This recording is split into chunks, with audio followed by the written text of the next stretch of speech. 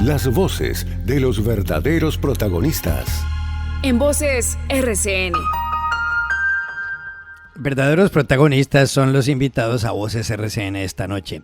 Está en primer lugar con nosotros Esperanza Andrade, que fue senadora de la República. Doctora Andrade, gracias por acompañarnos. Juan Carlos, muchas gracias por la invitación. Un saludo especial a todos los panelistas, al doctor Londoño, quien hace rato no veía, a Alejandro y por supuesto a los que me están acompañando en la mesa de trabajo y a la audiencia. Muchas gracias. Alejandro Rivera, exdirector del Instituto de la Economía Social, bienvenido a esta mesa.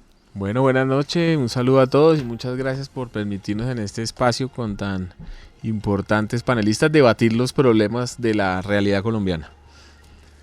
Muchas gracias. Juan Alberto Londoño, ex viceministro y columnista, gracias por acompañarnos. Como siempre, es un gusto acompañarlos y estar con ustedes intentando aportar algo a toda la discusión del país. Y César Jerez, del Movimiento de las Zonas de Reserva Campesina, bienvenido a Voces RCN. Muchas gracias por la invitación y un cordial saludo a toda la audiencia de Voces RCN. Bueno, el presidente de la República, hablando del acuerdo de paz, del proceso de paz, y hablando de las Naciones Unidas, dijo en las últimas horas lo siguiente, óiganlo. Yo quiero que se abra la discusión porque nos va a tocar ir a las Naciones Unidas, cada 3 meses hay que ir. Esto no es un juego, pero esta vez va a ir el presidente de la República y va a tener que decir definitivamente el Estado de Colombia no quiere cumplir el acuerdo de paz que firmó. Yo no puedo decir mentiras. ¿Qué consecuencias tiene eso? Yo creo que graves. La incredibilidad del Estado colombiano ante el mundo. El presidente luego aclaró la información en su cuenta de Twitter, dijo que el acuerdo de paz tiene 3 grandes ejes, la reforma agraria y que no se ha puesto en funcionamiento al máximo la jurisdicción agraria y la compra expedita de tierras, la transformación del territorio, él dijo que hay que cambiar las vigencias futuras para potenciar también a la JEP y por otro lado se refirió a otros temas en los que dijo que había que hacer algunas mejoras. Repito, el segundo tema es la transformación del territorio, hay que cambiar las vigencias futuras que aprobaron gobiernos anteriores y priorizar las regiones excluidas y agregó como tercer tema, en la verdad judicial hay que potenciar que la JEP sea el tribunal de cierre. Bien, pero la pregunta es la siguiente y la digo porque muchos periodistas extranjeros, por lo menos en mi caso, me han enviado mensajes preguntándome que por qué el jefe del Estado colombiano va a ir a la ONU a decir que el Estado colombiano no está cumpliendo con lo pactado en el acuerdo de paz firmado con las FARC. ¿Qué opinan ustedes de todo esto? Juan Alberto Londoño. Juan Carlos, yo partiría por decir 2 cosas. Es que nosotros tenemos un presidente con 2 caras. Una cara internacional, en la que posa de demócrata, de defensor de los derechos humanos, de defensor del proceso de paz. Y una cara interna en la que lo único que ha buscado es dividir. Quiere dividirnos, nos ha tildado a todos los gobiernos anteriores de paramilitares, corruptos, asesinos. Entonces se le está enredando esas 2 caras. Y ya no sabe qué es lo que tiene que decir acá en Colombia y qué es lo que tiene que decir por fuera. ¿Qué tiene que decir uno frente al comentario que ya hizo? Pues que es increíble que el jefe de Estado diga que es incapaz de gobernar, porque él es el que tiene que implementar el acuerdo de paz. Y le voy a poner solo un ejemplo como para que empecemos. Usted mire, Fedegan, los ganaderos le dijeron, le ponemos las tierras. Presidente, firmemos un acuerdo y nosotros ponemos las tierras para que usted haga toda la reforma agraria y ponga los recursos para la gente que hay que darle lo que perdió a lo largo del conflicto armado. Le pusieron las tierras y no ha podido comprarlas. No tiene la capacidad de ejecución. El Estado no ha sido capaz de cumplir y es este gobierno el que no ha sido capaz de cumplir. Lo que hizo Fedegan fue impresionante, decirle, coja las tierras, se las vendo. No tiene que pelear con nosotros estamos dispuestos a ayudarle en el proceso. Y no fue capaz. Y lo de las vigencias futuras es una discusión que él tiene de gastarse los recursos a su antojo y de desconocer la ley.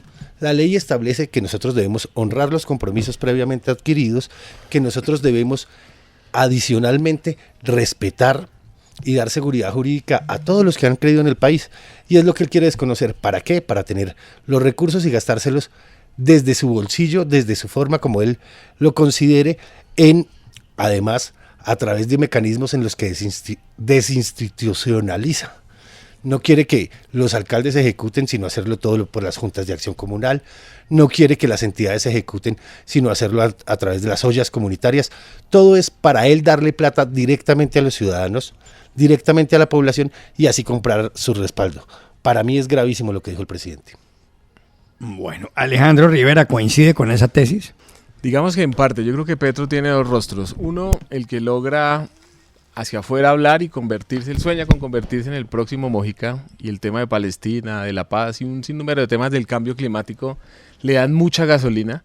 Usted lo puede ver en el Twitter y eso le permite como tener un respaldo internacional como jefe de Estado, se vuelve casi que el vocero de los gobiernos alternativos en América, pero tiene una gran dificultad con el Petro gobernante. Siento que hay una inexperiencia que no le permite ejecutar ni avanzar, y es lamentable que él mismo diga, cuando lleva 2 años de ir a hablar, de que no se ha implementado el acuerdo. Yo creo que él quiere remarcar ahí es la lentitud con que se implementó y el saboteo también del gobierno anterior, hay que decirlo aquí, doctor Londoño, porque el proceso de paz no solamente se empieza a implementar en este, sino que en el anterior, y Duque pues fue haciendo lo suyo, cansando y descansando, y me preocupa es que a los campesinos les siguen tomando el pelo, los traen a las entidades, eso les echan unos discursazos, unas clases, porque eso pusieron unos súper teóricos en cargos donde necesita gente con técnica que sepa ejecutar, burócratas profesionales, y vienen y le echan una clase y se vuelven felices para sus regiones, vuelven en 3 meses, pero no les dan tierra, y donde les ofrecen las tierras, es donde es a 8 millones la hectárea, que no hay carreteras y no hay forma. Entonces yo creo que Petro tiene que buscar una coherencia entre su discurso internacional y también cogerle la berraquera a la ejecución. Yo creo que lo de las juntas de acción comunal es óptimo, porque le da la participación a gente que ha estado excluida en el campo, que quiera, y tampoco es a través de ollas comunitarias, sino es poderle dar a la gente el poder de gobernar, y ahí es donde entra una dificultad, que le prometió a la gente un poco de cosas que hoy le es imposible gobernar, y Petro no es nuevo en esto, yo creo que él sabía que todo se le iba a presentar así, entonces es el eterno candidato, tanto internacionalmente como acá en Colombia. Senadora, ex senadora Esperanza Andrade, ¿está de acuerdo con lo que ha dicho Alejandro Rivera?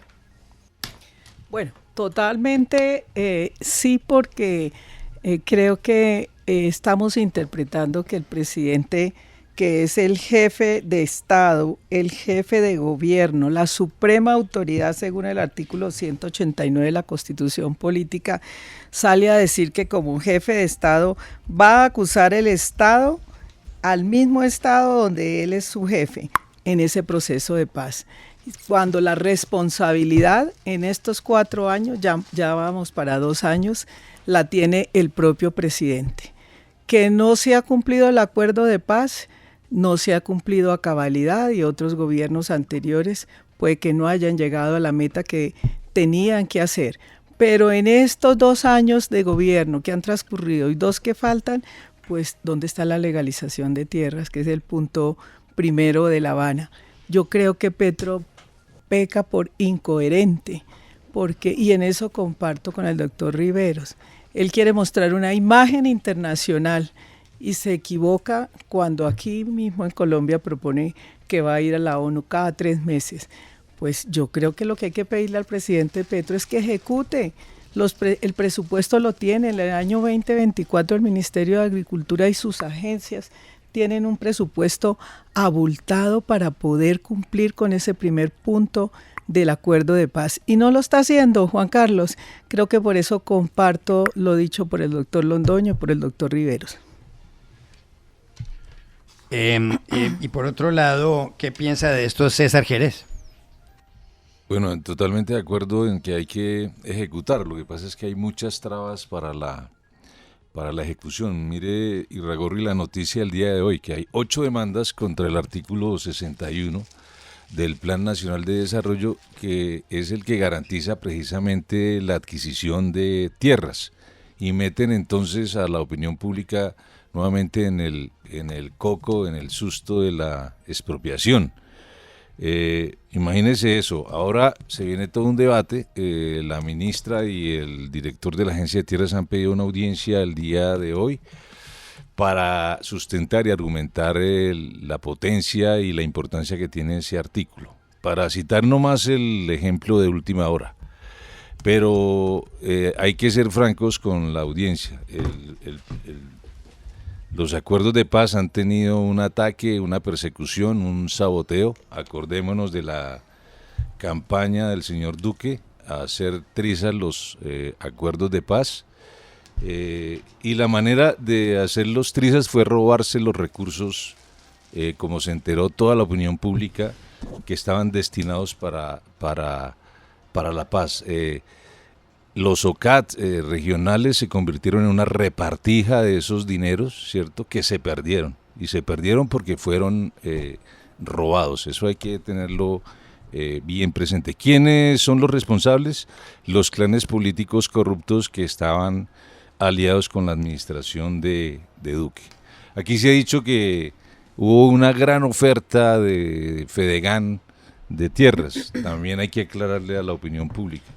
Cuando se dio a conocer ese convenio, nosotros como organizaciones campesinas estuvimos en desacuerdo de entrada con esa propuesta del gobierno. Creo que fue uno de los más graves errores de este gobierno en materia de reforma agraria, pretender que los hacendados, que los terratenientes, ¿cierto?, que la mafia iba a vender las grandes haciendas en el Caribe y en el Magdalena Medio para hacer la reforma agraria. Y efectivamente vimos en la foto a la FURI frotándose las manos. ¿Qué pasó en la práctica?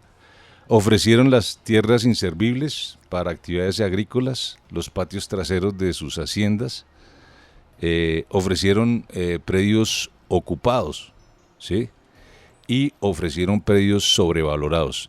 Ahorita mismo está el anterior director de la Agencia Nacional de Tierra, Gerardo Vega, emproblemado con algunas de esas compras que fueron, entre otras cosas, las que ofreció Fedegan. Pero lo más grave, ofrecieron predios despojados a víctimas. Recordemos que fueron 8 millones de hectáreas las que se fueron despojadas por el paramilitarismo de Estado, principalmente durante los 2 gobiernos de Uribe. O sea, si no se ha cumplido, y creo que esa es la preocupación de Petro, haciendo una retrospectiva de toda esta historia del incumplimiento, pues aunque suene un poco descabellado que el mismo presidente vaya a demandar al Estado, creo que está haciendo una pedagogía de ese incumplimiento, en el cual tiene mucha responsabilidad el uribismo y el gobierno de Duque.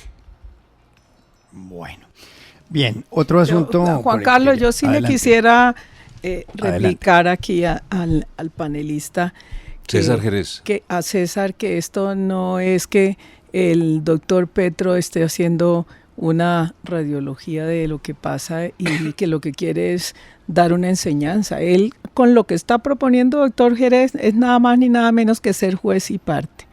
¿Cómo entiende uno que uno presidente de la República, que es el jefe de gobierno, vaya a la ONU a demandar al Estado colombiano? Eso no es sino una incoherencia del presidente Petro. Y Juan Carlos, si me permites. Adelante, por supuesto. Yo creo que las personas hoy sigan juzgando al gobierno de Uribe después de 14 años. ¿Quién puso las 8 demandas contra el artículo de 14 60? años no fue Álvaro Uribe. Investiga no fue el Álvaro uribismo. Uribe. El uribismo. No, Ahí están. Dejen de dividir al país. Tienen el presupuesto más grande de la historia, el que ha crecido en más de 100 billones de pesos en los últimos 2 años. Tienen unos números para gastar y no son capaces de ejecutar. Reconozcan que, digamos, hubo problemas anteriores. Ya no es hora de poner un retrovisor, ya es hora de trabajar. Dividir es no permitir que se haga la reforma agraria, que es uno de los acuerdos de paz que ustedes están reclamando que se cumpla. Pero yo sí creo, César, sí y doctor Londoño, que aquí hay que mirar el proceso de paz en todo su tiempo y su cronología. Son 8 años. Santos tomó 2 años del pelo. Luego le pasó otros 2 a Duque y pues Petro en su lentitud lleva otra. Yo creo que lo que quiere Petro es empezar a ambientar en la ONU del incumplimiento del acuerdo para seguir fortaleciendo el proyecto de paz total, poder incluir a estos nuevos actores que fueron firmantes, como la Segunda Marquetalia y también los del Estado Mayor, porque sería loco internacionalmente seguir dialogando con alguien que ya firmó. Entonces yo creo que tiene 2 intenciones: denunciar los 2 años de Santos, yo no sé si le va a tocar devolver el Nobel, los 4 de Duque y la lentitud de los 2 de él, y seguir ambientando el discurso de la paz total. Y ahí nos va a meter un sinnúmero de cosas. Pero yo sí creo que Petro tiene que empezar a hablar como un jefe de Estado y como un jefe de gobierno.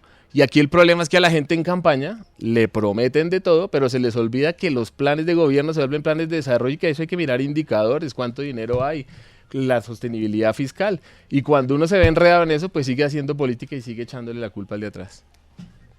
Bueno. Óiganme, a propósito, hay otro asunto relacionado con el presidente Gustavo Petro. El diario El Tiempo, en un artículo que firma Armando Neira, el editor político, dice que el presidente está abandonando la idea de un proceso constituyente y que ahora le apuesta al referendo. Dice el artículo lo siguiente, que apenas 2 meses después de haber puesto a andar su polémica idea de una constituyente, el presidente Petro ha dado un giro en su propuesta y que ahora habla de un referendo para validar una nueva versión del acuerdo nacional que su gobierno no ha puesto a andar, al menos en el plano político, a pesar de que lo lanzó hace casi un año. Señala Neira en El Tiempo que según Petro sus propuestas sobre la constituyente han sido tergiversadas o malentendidas y que hay que sacar adelante una serie de iniciativas de otra forma. ¿Ustedes creen que el presidente realmente está apostándole ahora a un referendo y dejó atrás la idea de la constituyente? ¿O cómo analizan los pronunciamientos del jefe del Estado en las últimas horas? César Jerez. Bueno, yo creo que es muy claro que no hay una mayoría para la convocatoria a una asamblea constituyente y que en ese sentido la fórmula del referendo para defender las reformas que está proponiendo el actual gobierno y que son necesarias porque son reformas que hablan de inclusión, de redistribución de la tierra, de la riqueza, de justicia social por primera vez en la historia de este país, pues hay que defenderlas. Una manera es la calle y otra manera es un mecanismo constitucional que está previsto en la Carta Magna, que requiere de un procedimiento obviamente y creo que sería una fórmula más lubricada, más amable de pedir el respaldo popular para unas reformas que son una deuda histórica en este país, ¿cierto? ¿Quién no está de acuerdo con que el derecho a la salud se garantice, a la educación? Que por primera vez los campesinos a los cuales se les ha arrebatado la tierra con violencia en guerras tengan la oportunidad de tener tierra para cultivarla y para que por el medio de su ejercicio histórico de agricultores dignifiquen su vida. Los que no están de acuerdo obviamente son los que han saboteado el cumplimiento de los acuerdos y las reformas. Eso se ve claramente en la estructura del Congreso, en las jugaditas que hacen a diario para impedir que las reformas avancen. Creo que es una posibilidad abierta para el país. Es un debate más amable, la posibilidad de llevar a cabo un referendo y creo que va a pegar, que va a ser la propuesta que va a pegar para que avancemos en la inclusión y en el desarrollo social de este país. Esperanza Andrade, ¿le gusta esa idea? Juan Carlos, más que me guste, lo que me parece es que es una cortina de humo lo que nos lanza nuevamente el presidente Petro. Habló de Asamblea Nacional Constituyente. La Asamblea Nacional Constituyente, de acuerdo al artículo 374 de la Constitución Política, es obligatorio que pase por el Congreso. Y ahora nos habla del referendo y resulta, Juan Carlos y oyentes, que también tiene que pasar por el Congreso. Todos sabemos lo que está pasando en el Congreso. Él arrancó con unas mayorías suficientes de gobernabilidad. Después, el motus propio terminó esas coaliciones. En el Congreso no le está pasando nada, ninguna de sus reformas. Entonces ahora nos lanza la cortina de humo del referendo. Cada una de estas dos figuras tienen requisitos diferentes, pero todos llegan a que debe pasar por el Congreso y luego por revisión en la Corte Constitucional. Los tiempos no le dan y por eso creo, Juan Carlos, que él nos está lanzando una cortina de humo frente a que ya no habla de Asamblea Nacional Constituyente, sino de referendo. No creo en ninguna de las dos figuras que las pueda sacar, obvio, de manera legal, ¿no? De manera legal es pasarlas por el Congreso de la República. Creo que se hace con una convocatoria, ¿no? De firmas, del 5% del censo electoral. Sí, yo creo que ahí es importante que Petro juega en el escenario democrático. Ahí digamos que estoy de acuerdo en eso. No está proponiendo nada que esté por fuera de la Constitución, inició hablando de la teoría del poder constituyente, desafiando y encarando al poder constituido que él llamó, y llamando al pueblo a reivindicar y a transformar eso que no se pudo a través del legislativo, y lo que hace es desenmascarar que él tiene unas demandas y unas reformas que no son posibles tramitarlas. Entonces apela como a sus seguidores, a su Twitter y a su fanaticada que tiene que seguir alimentando, porque si no le da desarrollo, no le da tierra, pues tiene que darle al menos una ilusión, y yo creo que ahí juega de manera muy oportuna.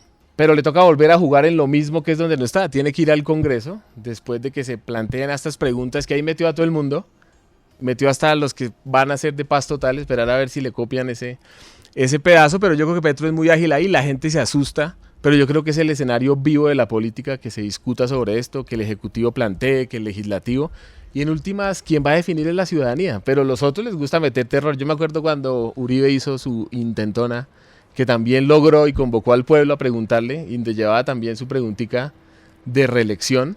Entonces yo creo que es un mecanismo constitucional, Petro juega ahí bien, le da ánimo a su gente, los impulsa, les da gasolina, pues no les da la ejecución de lo que les planteó y les prometió, pero les plantea un escenario mucho más largo de agitación política, de confrontación, y yo sí creo que la constitución política tiene algunos vacíos que deben ser modificados. Petro plantea un plan de desarrollo que pues va en contra de muchas de las leyes que están para la ejecución, darle el poder a la gente, a las juntas de acción comunal, a las organizaciones comunitarias, y pues él sabía desde el comienzo que eso en la ley 80 no estaba, y hoy busca y apela a un mecanismo más grande que le permite encampañarse, porque ya lo estamos viendo casi que cuando llenaba las plazas, y vemos que apela a ese constituyente primario, que me parece importante que todo el mundo debata la política, que se meta y perder el miedo, porque en últimas quien va a definir todo es el ciudadano con el voto. Juan Alberto Londoño, ¿qué piensa de esta idea? Yo tengo que decir como tres cosas. La primera es, y reconozco lo que han dicho mis compañeros de panel, Petro es un excelente político, eso no hay duda. Él sabe mantener el discurso en torno a él. Eso es lo primero, hay que reconocerle que es un excelente político. Ha sabido llegar a donde ha llegado porque sabe hacer política. Lo segundo es que no entendió que ya era presidente y que lo que tiene es que gobernar, y sigue haciendo política. Yo creo que ese es su peor error. El mayor enemigo de Gustavo Petro se llama Gustavo Petro. ¿Por qué? Porque no pudo dejar de hacer política y ponerse a gobernar. Cuando fue alcalde de Bogotá hizo lo mismo porque tenía un objetivo superior, que era llegar a ser presidente, pero hoy ya no le cabe otro objetivo. Y ya hablando pues de... ¿Sí le cabe la ONU? No le cabe, pero ya hablando para analizar la situación, pues cuando habló de la constituyente asustó a todo el país. Es increíble que lleguemos a tener estas conversaciones de decir que si va a haber un rompimiento del Estado de Derecho. Ya solo hablar de eso y que las conversaciones se tornen en eso es delicado. Creo que ha generado una crispación muy grande en la sociedad. El referendo, como lo acababan de decir, dentro de las organizaciones y del Estado de Derecho, maravilloso. No va a tener el respaldo, él ya lo vio, perdió el respaldo del pueblo, lo ha visto últimamente. Adicionalmente, en el Congreso ha perdido las cosas y dice, quiero darles salud. Bueno, vámonos a ver a FECODE. Qué maravilla cómo apoyó FECODE al presidente. Y le dijo, le voy a dar su sistema de salud. Y hoy los tiene a todos en la calle quejándose porque les dañó aún más el sistema de privilegios que creían tener los de FECODE. Cuando estuvimos en el gobierno le dijimos a FECODE, señores, su sistema por fuera del sistema de salud es malo, es costoso, mejorémoslo. Y el presidente lo que hizo fue empeorarlo. Bueno, si eso es lo que quieren, esa es la salud que quieren dar, no, yo sí prefiero quedarme con lo que hoy existe y nos da seguridad. Creo que cuando él habla de democratizar, no es democratizar para que todos vivamos más mal, eso no es la idea. Preguntémosle a los maestros de FECODE cómo se sienten hoy, si votarían un referendo para que les den la salud que les están dando hoy. Y lo último, yo creo que hoy, si él va a un referendo, si él va a una constituyente, si él va a cualquiera de esos procesos, lo que va a terminar es dividiendo más el país y perdiendo. Él necesita que todos los días esté ese discurso para generar opinión, para que no miren su baja ejecución, para que se hable de esas promesas, como lo dijo muy bien Esperanza, de esas cortinas de humo, para que no se sienten a mirar realmente su ejecución, que es muy mala. Muy bien. Juan Vamos a Carlos, una pausa. perdóneme, Juan Adelante. Carlos, dos cositas pequeñas que se Sí, me señora. olvidó en la intervención. Primero, Petro en campaña juró que no iba a convocar Asamblea Nacional Constituyente. Firmó, autenticó. Y entonces esto nos lleva a la conclusión de que Petro fue un excelente senador, un buen político, pero un mal presidente. Bueno, vamos a una pausa y ya volvemos. 7 de la noche, 56 minutos. Continuamos. En Voces RCN. 8 de la noche, 3 minutos. Seguimos en Voces RCN con Esperanza Andrade, Alejandro Rivera, Juan Alberto Londoño y César Jerez. El gobierno ha anunciado que finalmente va a ser nombrado en propiedad como ministro de Relaciones Exteriores Luis Gilberto Murillo, que era embajador en Washington, que está a cargo de la Cancillería desde hace un tiempo cuando fue suspendido Álvaro Leiva. Finalmente entonces Leiva queda por fuera y llega Murillo y en Washington habrá que nombrar a un nuevo embajador. La pregunta ¿es Luis Gilberto Murillo un hombre fuerte, un nombramiento importante para el presidente Gustavo Petro, o se equivoca el jefe del Estado poniéndolo ahí frente a la cartera de Exteriores? Alejandro Rivera. Bueno, yo creo que a Petro se le presenta a Murillo en un momento muy importante. Cambia a Leiva, que es un poco más activista, un poco más crítico frente a algunas posiciones de los Estados Unidos, que juega más a la política que a las relaciones internacionales, a generar un consenso y también un ambiente amable, porque mire que Murillo se convierte como en el que vota los mensajes más tranquilos para Petro. Petro tiene una posición más fuerte frente a temas internacionales, y quiero leer esta que Murillo dice que es como de reina, comparado con lo que Petro dice. Dice, Murillo se refirió a la diplomacia con Israel. El gobierno colombiano está comprometido seriamente con la paz, tanto a nivel interno como más allá de nuestras propias fronteras. En múltiples ocasiones el gobierno colombiano insistió en un alto al fuego en la Franja de Gaza. Y esto no es lo que dice Petro cuando agita la izquierda internacional. Entonces Murillo le permite una tranquilidad, pues es un heredero del santismo casi que es un hijo de Santos. Los gringos lo quieren, lo idolatran, lo ven como el Obama, y otros quieren hasta lanzarlo a la presidencia. Entonces yo creo que se le presentó algo muy bonito a Petro ahí. Es el único que no es el ventríloco de él, pero él lo pone ahí porque es el que le permite no romper. Mire que le permitió recomponer el tema con Milei de manera tranquila, que si hubiera estado Leiva hubiese sido otra la ocasión, y entonces Murillo le da un polo a tierra, le da tranquilidad a los Estados Unidos, porque los Estados Unidos sí tienen un buen concepto de Petro en muchas cosas. Entonces yo creo que Murillo le da serenidad, empieza a agitar a alguien que para el futuro le puede servir de manera presidencial y le da las mejores respuestas acertadas. Él habla por un lado agitando a la izquierda internacional y atacando el cambio climático, y bueno, casi que parece un poquito a Diosdado cuando habla a veces. Uno piensa que se metió Chávez a la ONU y llega Murillo a calmarle las aguas. Entonces yo creo que es el santismo tranquilizando a nivel internacional las relaciones. Aunque dice María Isabel Rueda que es el, ¿cómo fue que lo llamó? Creo que el lapdog de Petro, que está cumpliendo muy bien la tarea. Policía bueno, policía malo a nivel internacional.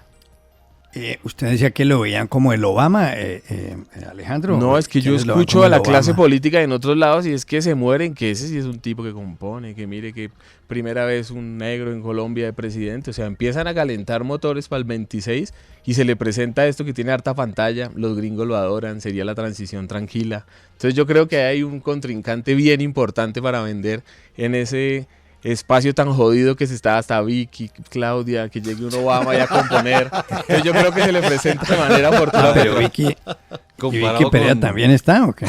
Pues ahí la graduaron de candidata y ahí está agitando. Me bien. graduaron aquí en Dávila. Voces RCN a Murillo, de precandidato, vea. Cada uno va sacando sus fichas y Claudia pues también ahí dándole. Bueno. Juan Alberto Londoño, ¿es una buena idea nombrar en propiedad a Luis Gilberto Murillo en la Cancillería? En este momento tengo que darle la razón al presidente. Creo que sí. Creo que Luis Gilberto Murillo da tranquilidad a la mayoría de los espectros, tanto nacionales como internacionales. Creo que ha sido una persona moderada. Pero tengo una profunda preocupación. Y es que al ser moderado no va a durar. Y eso ya lo vimos con todos los ministros que no siguieron a rajatabla su polarización y su forma de actuar. Todos han salido.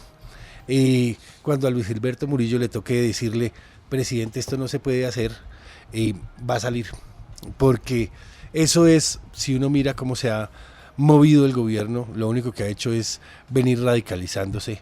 Salieron de Ocampo, salieron de la ministra de Agricultura, salieron de Alejandro Gaviria, de todos aquellos, del director de planeación, de todos aquellos que en algún momento disentieron con él, terminaron saliendo para nada bien.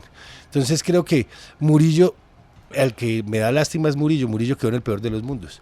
Él va a quedar perdiendo esa buena relación que tenía él con Estados Unidos, perdiendo esa posibilidad de la que hablaban de ser un presidenciable, porque se va a quemar en el peor de los mundos y además va a salir peleado con el presidente. ¿Por qué se va a quemar? Porque va a radicalizarse en su discurso y el día que no vaya hasta el fondo de la radicalización saldrá como lo hizo con el resto de sus funcionarios. Se desliga de Petro y arranca de candidato, es que le da apenas febrero del otro año. Bueno, ¿y César Jerez qué opina? Bueno, primero hay que recordar que el primer año de gobierno, en ese año estuvieron en los cargos, digámoslo así, representantes políticos que venían de un acuerdo para buscar mayorías en el Congreso. Y por eso es que se decía y se profería una crítica de que era un gobierno que en ese año era más de lo mismos, con funcionarios incluso que venían del gobierno Duque, Partido Conservador, la U, ustedes lo saben claramente. También fue el año que coincidió, el primer año estaba empeñado, aquí se habló de las vigencias futuras, era un año donde no había presupuesto disponible porque lo había dejado amarrado Duque en todas las dependencias.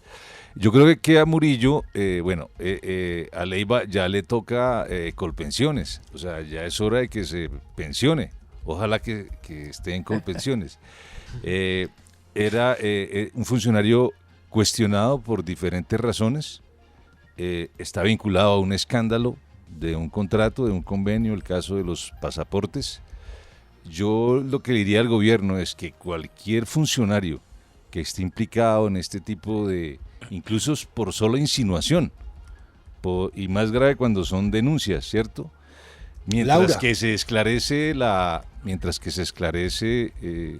si eso es verdad o no, esos funcionarios deben ser retirados del gobierno. Eso tiene un enorme costo político.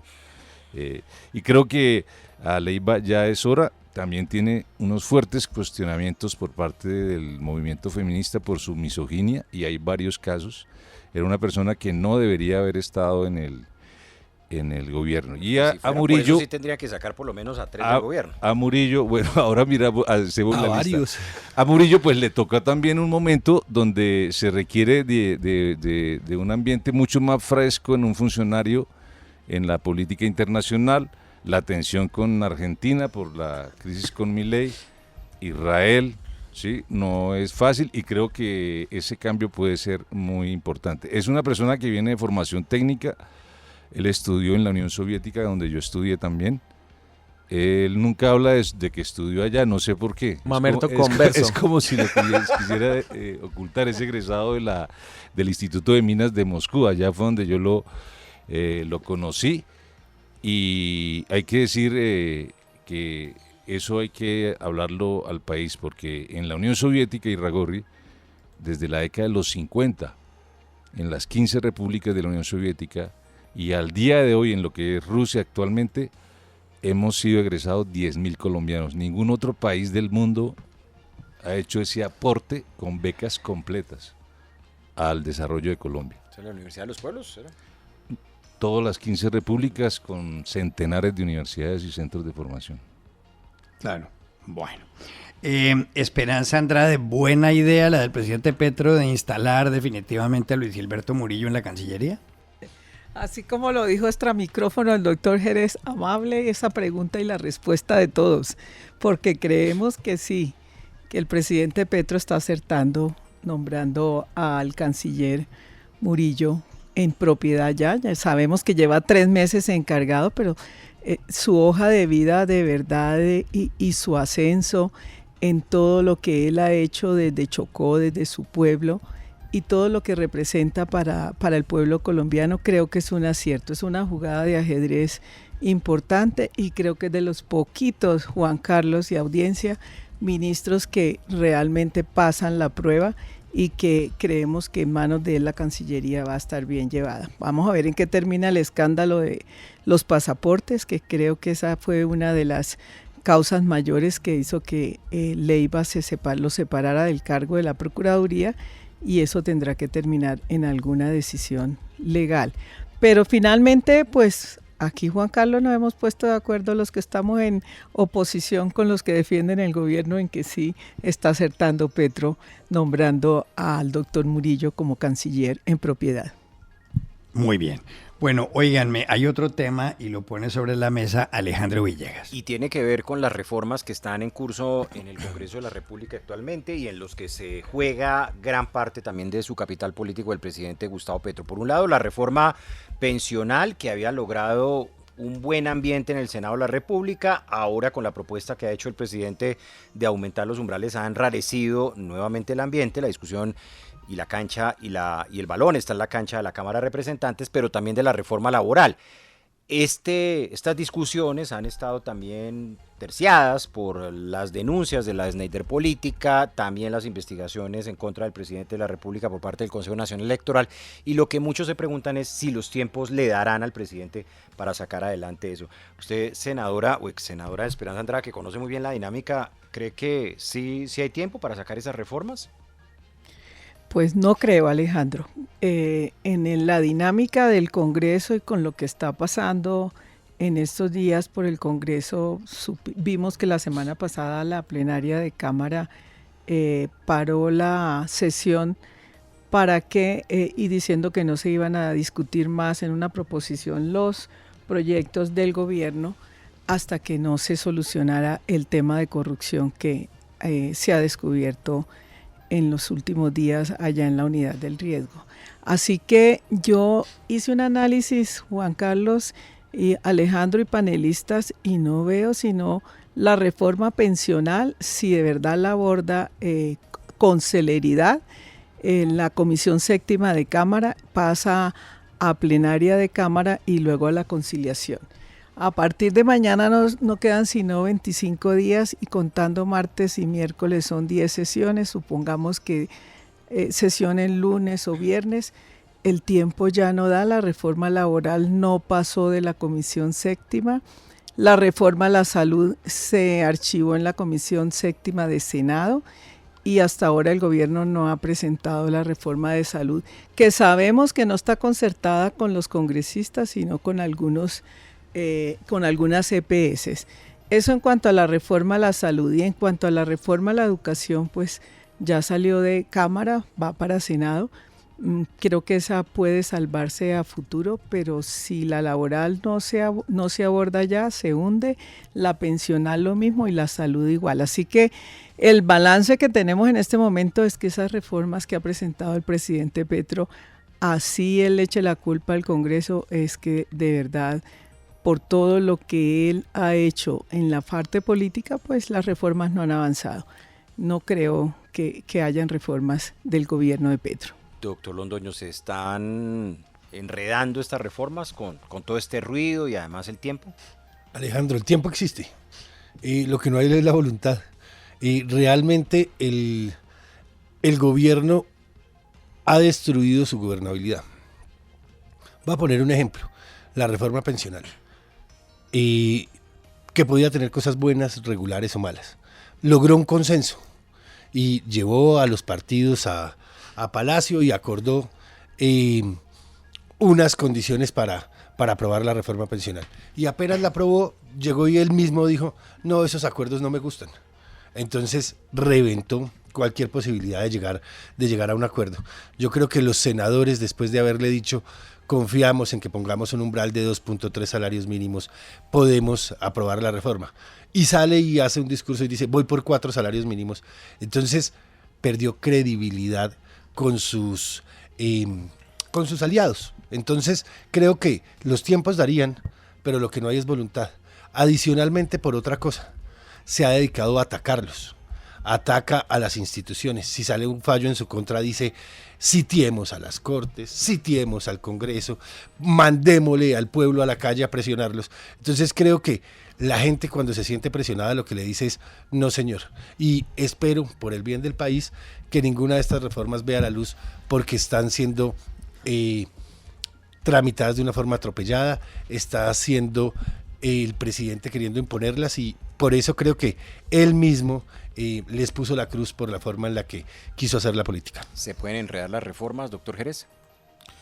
Pareciera que por tiempos y por la estrategia de sabotear la posibilidad de construir mayorías no va a ser. Por eso torna fundamental importancia la propuesta del referendo. Yo creo que ese va a ser tiene menos el posibilidades. escenario de debate. No, hay que llegar, hay que participar en la construcción del referendo.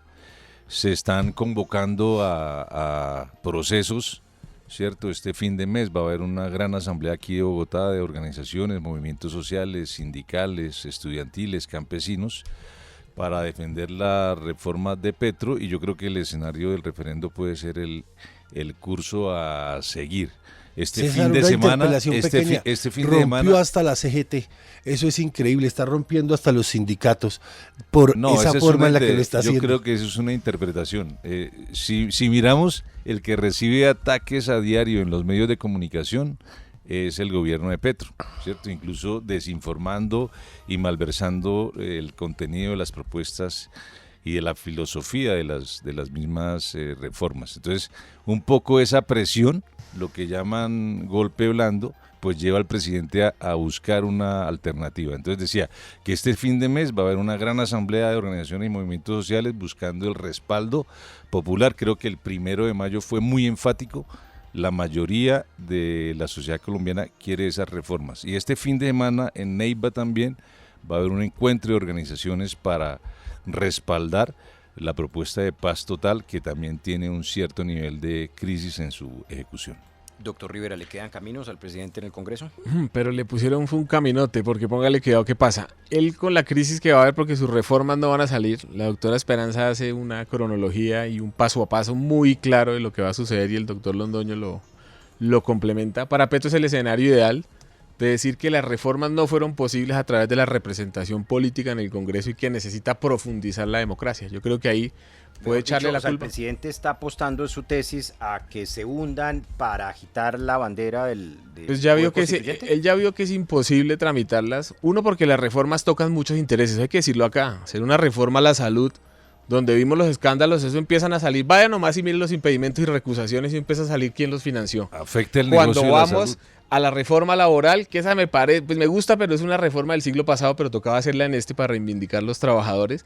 Y cada reforma que vemos toca unos intereses muy fuertes, estalla el escándalo de corrupción. O sea, el Congreso es un escenario muy complejo para tramitar reformas de fondo que tocan los intereses de los mismos que están sentados ahí. Entonces él apela ahí sí, como dice Alejandro Villegas, es a la teoría del poder constituyente. Como este poder constituido que está corrupto, que está jodido, que no se pudo, que es el que está haciendo el golpe blando, yo apelo al poder ciudadano, al poder de la gente para transformar y profundizar. Pero hay un problema, tiene que volver al Congreso, le toca consultar a las mayorías y la teoría del golpe blando le apela y le sirve a él, porque cada vez que Petro sale de víctima, sale más fuerte. Miren la última encuesta, todo el mundo pensó que iba a estar peor y está sobre el 44-45% de popularidad. Entonces yo creo que me parece oportuno, y yo que soy profesor de Derecho Constitucional en la Libre, me gusta hablar de la teoría del poder constituyente, porque esa es donde se agita la política real, donde se pueden hacer los cambios.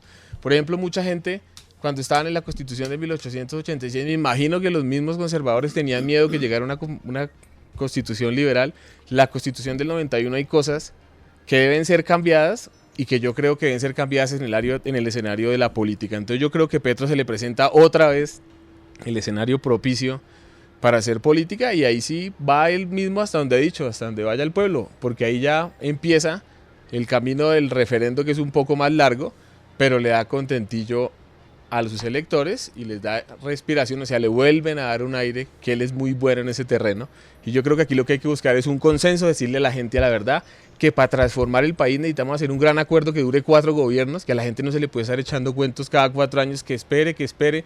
Los campesinos empezaron 50 años, firmaron un proceso de paz, ya lleva 8, no, oye, espera otros 20, que es que de pronto a los hijos de sus hijos les va a llegar el desarrollo. Entonces yo creo que hay que ponernos serios con eso, apelar siempre al ciudadano, que es el que tiene la razón, pero hay que decirle la verdad a la gente. Colombia tiene un problema de crisis económica para implementar el acuerdo, para las reformas, y yo creo que ahí es donde hay que mirar un consenso nacional, que él dice que se equivocó en el primer año.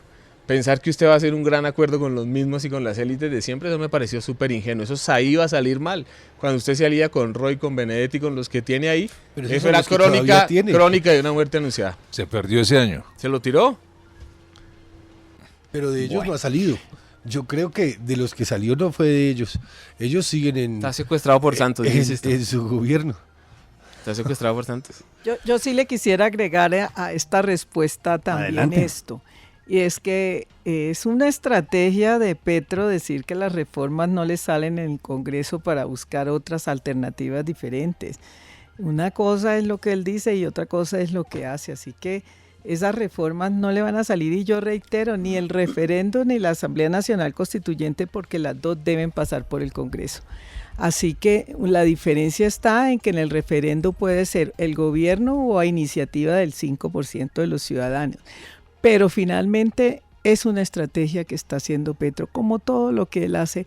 Él no es ingenuo. Perdóneme, doctor, que no le veo la ingenuidad a Petro en ningún lado. No, es que la ingenuidad está en creer que iba a ganar para hacer lo mismo, y ahí es donde yo le doy la razón. Pues si plantea una cosa diferente, pues tiene que haber una confrontación con los sectores que siempre han gobernado, y planteó cosas que tocaban callos, que iban a ser difíciles y que hoy se llevan a otro espacio de la democracia. Tramitar cualquier reforma en el Pero la Congreso política es no el arte demasiado también de difícil. negociar usted con los distintos. Pero ¿cómo para- negociar con los que llevan toda la vida en el Congreso haciendo lo mismo? Eso es muy jodido. Pero no es cierto, el Congreso se renovó. Él tuvo una fuerza muy grande en el Congreso. Se renovó con los hijos de los otros, la esposa. ¿Usted puede ir a No, mirar? mire Sí, su llegó- partido. sí, mire pero su llegó, partido. pero y- sin y- mayoría. Exacto.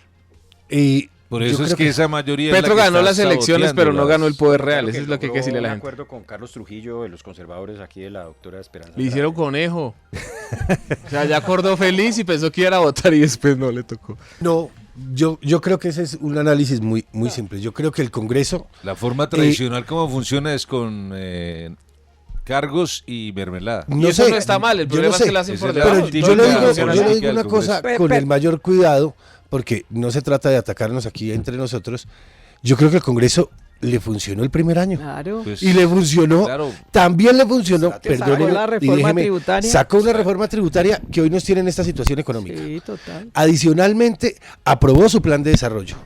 Y su plan de desarrollo, el que no lo ha cumplido es él. Porque el que se pone con discursos populistas que no se pueden cumplir son hoy. Le voy a poner 3 ejemplos. Esta semana salió con el gran discurso de voy a aliviar a los ciudadanos en el tema de las tarifas de energía porque los dejaron endeudados.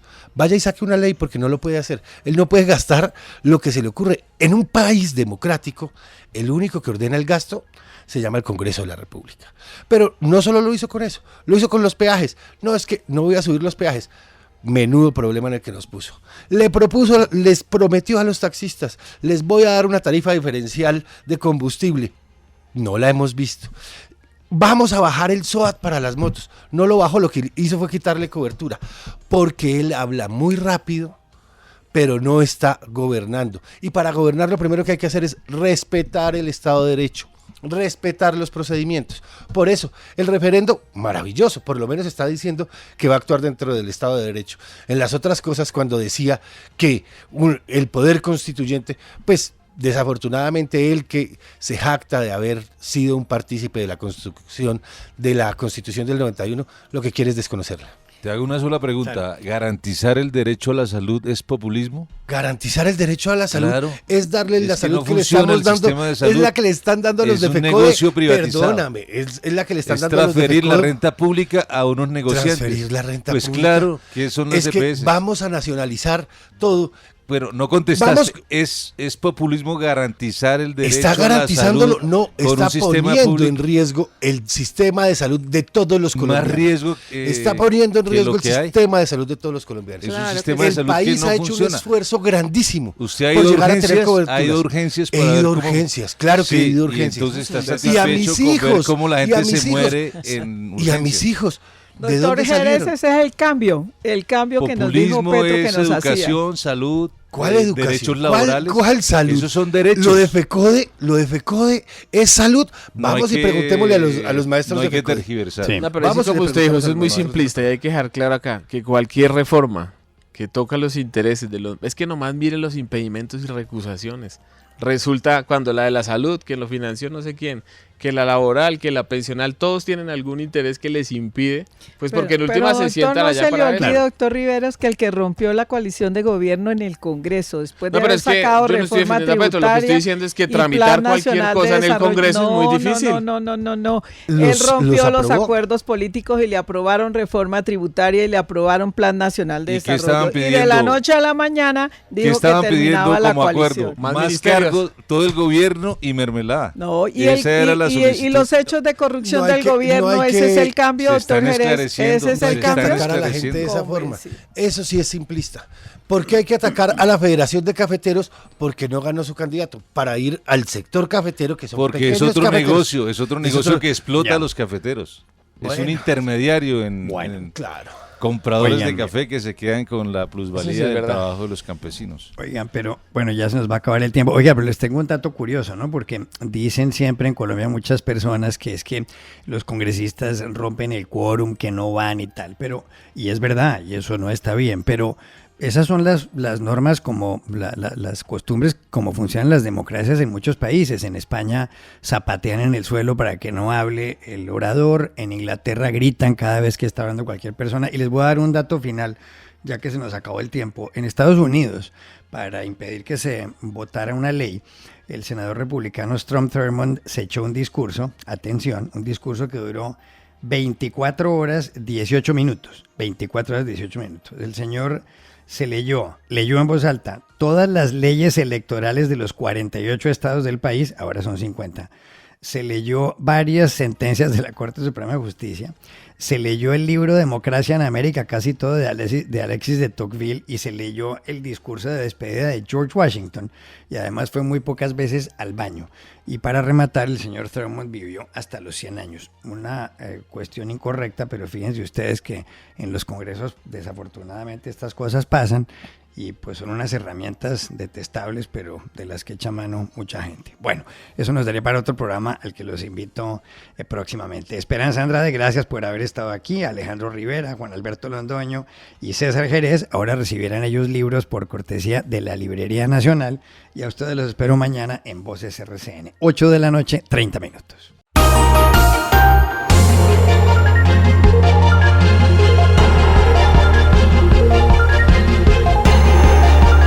Voces RCN.